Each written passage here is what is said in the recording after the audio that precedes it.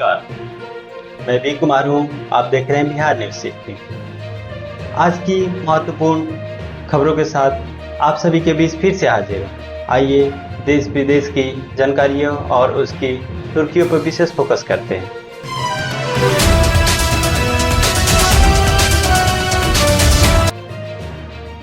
Israel Hamas के बीच संघर्ष जारी है।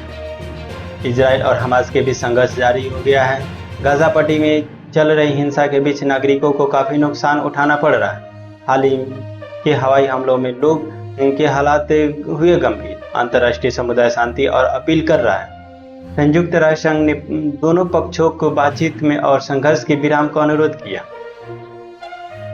जलवायु परिवर्तन COP29 शिखर सम्मेलन प्रारंभ हो चुकी है।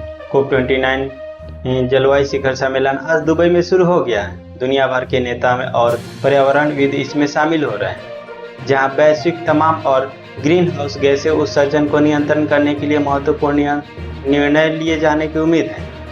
भारत, चीन और अमेरिका जैसे प्रमुख देश भी अपनी भूमिका इसमें निभा रहे हैं। ब्रिटेन में महंगाई की मार और वहां की जनता में हुई त्राही। ब्रिटेन में महंगाई की दर फिर से बढ़ गई है, जिससे वहां की जनता में हुई असंतुष्टि का कारण बढ़ा। यहाँ खाने पीने की वस्तु और ईंधन की कीमतों में बढ़ोतरी के कारण जनता पर बोझ बढ़ गया। ब्रिटेन सरकार ने इस समस्या को निपटाने के लिए विभिन्न कदम उठाए। रूस यूक्रेन युद्ध पर नई नीति का प्रतिबंध हुआ लागू। रूस यूक्रेन के कारण यूरोपीय संघ और अमेरिकी रूस पर नई आर्थिक प्रतिबंध लगाए हैं। इन प्रतिबंधों के असर से रूस की अर्थव्यवस्था पर पड़ने की उम्मीद है। वहीं यूक्रेन की अतिरिक्त सहायता देने के लिए भी अंतर्राष्ट्रीय समुदाय आगे आ रही है। भारत में अर्थव्यवस्था की जीडीपी आज की प्रमुख खबरें। जीडीपी की दरों में सुधार। भारत की अर्थव्यवस्था में इस तिमाही जीडीपी दर में बढ़ोतरी दर्ज की गई है। केंद्रीय सांख्यिकी कार्यालय के अनुसार देश की जीडीपी 7.8% तक पहुंच गई है, जो कि अर्थव्यवस्था के मजबूत होने की संकेत है। विशेषज्ञों का मानना है कि अगर आर्थिक सुधार की गति बरकरार रही तो अगले साल तक विकास की दर भी बेहतर हो सकती है। रुपये और डॉलर के मुकाबले में कमजोर। अंतर्राष्ट्रीय बाजार में डॉलर की मजबूती के कारण भारतीय रुपया 83.50 के स्तर तक जाके गिर गया है। विशेषज्ञों का कहना है कि आयात पर निर्भर वस्तुओं की कीमतें बढ़ सकती है, जिससे महंगाई में इजाफा हो सकता है।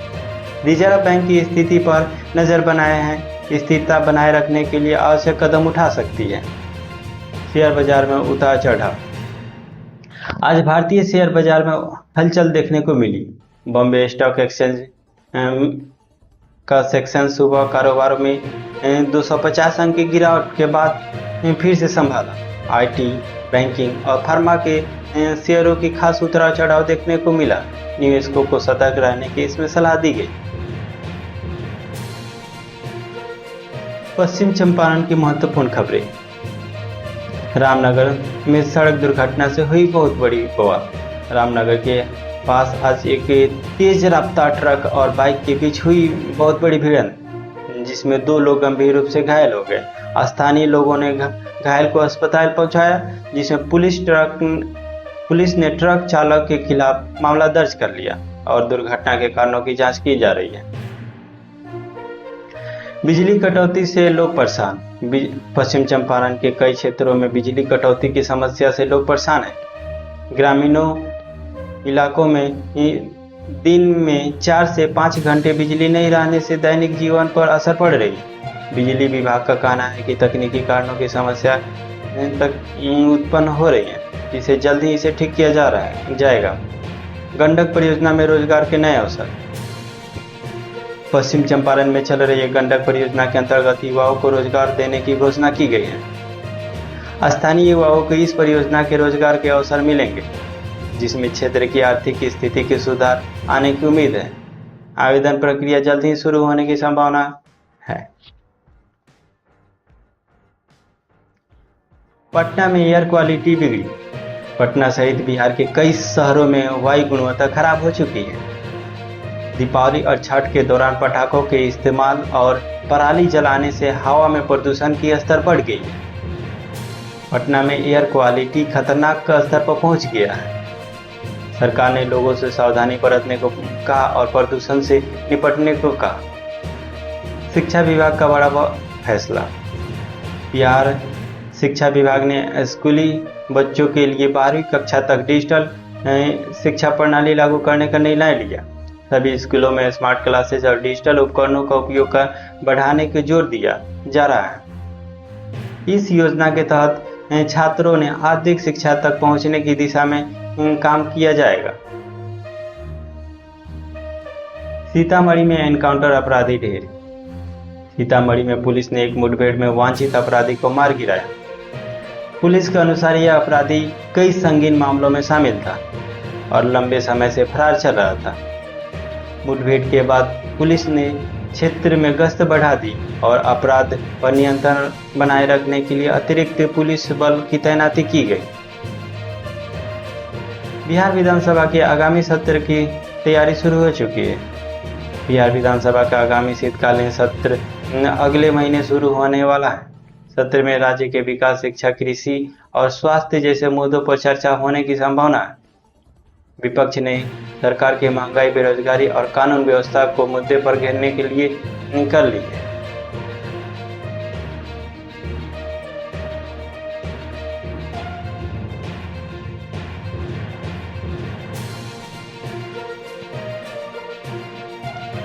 नई दिल्ली।